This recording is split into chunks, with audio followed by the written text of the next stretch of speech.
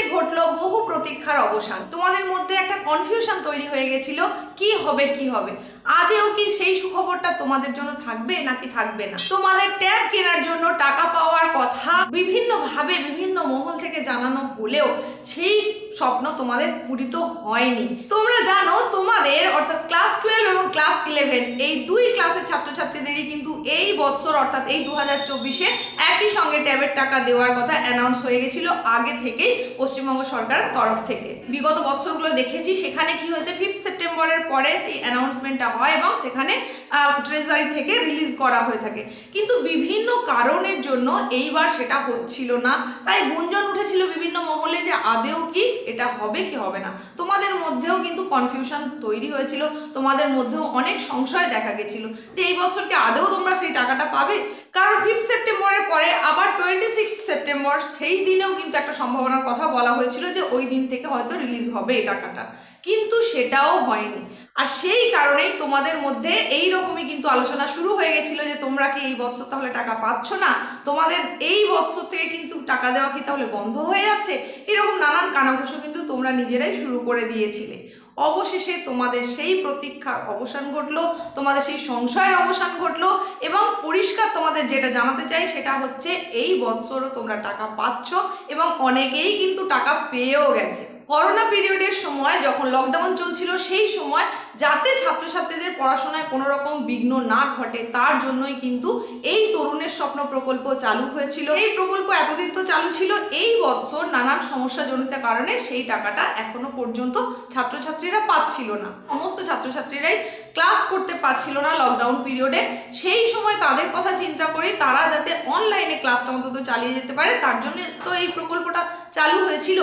বর্তমানে যেহেতু এই ধরনের কোনো প্যান্ডেমিক সিচুয়েশন নেই, যেহেতু প্রত্যেকেই অফলাইনে ক্লাস করছে, তাই তোমাদের মধ্যে এই সংশয়টা এসেছিল যে এইবারে এখনো পর্যন্ত এই টাকাটা যেহেতু রিলিজ করা হয়নি তাহলে কি সেই প্রকল্পটা বন্ধ হয়ে যাচ্ছে।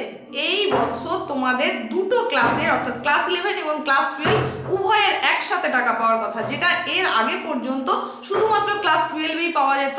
সেক্ষেত্রে দেখা গেল যে 12-এ গিয়ে খুব বেশি তোমরা সেটাকে ইউজ করতে পারছিলে না, যাতে আরও আগের থেকে তোমরা সেটাকে ঠিকঠাকভাবে ব্যবহার করতে পারো, তোমাদের নিজেদের প্রয়োজনে লাগাতে পারো। তার জন্য কিন্তু এই বছর ক্লাস 11-এর ছাত্রছাত্রীদেরকেও সেই টাকা দেওয়ার কথা ঘোষণা করা হয়েছিল। নানান কারণে সেটা দিতে দেরি করলেও গতকাল অর্থাৎ শুক্রবার দিন 4 অক্টোবর থেকে কিন্তু এই টাকা দেওয়ার কাজ অলরেডি শুরু হয়ে গেছে। এবং তোমাদের এটাও জানিয়ে রাখি, একেবারে অন্যতম সাক্ষী হিসেবে আমি তোমাদের বলতে পারি আমার স্কুলের বহু ছাত্রছাত্রীর অ্যাকাউন্টেও কিন্তু এই টাকাটা ঢুকেছে। তবে প্রত্যেকের ঢুকেছে এরকম নয়, অনেকের কিন্তু ঢুকে গেছে। আমার স্কুলের বেশ কিছু ছাত্রছাত্রী পেয়ে গেছে, বেশ কিছু জনের এখনো বাকি আছে। তো তোমাদের মধ্যেও নিশ্চয়ই অনেকেই পেয়েছো, আবার অনেকেই পাওনি।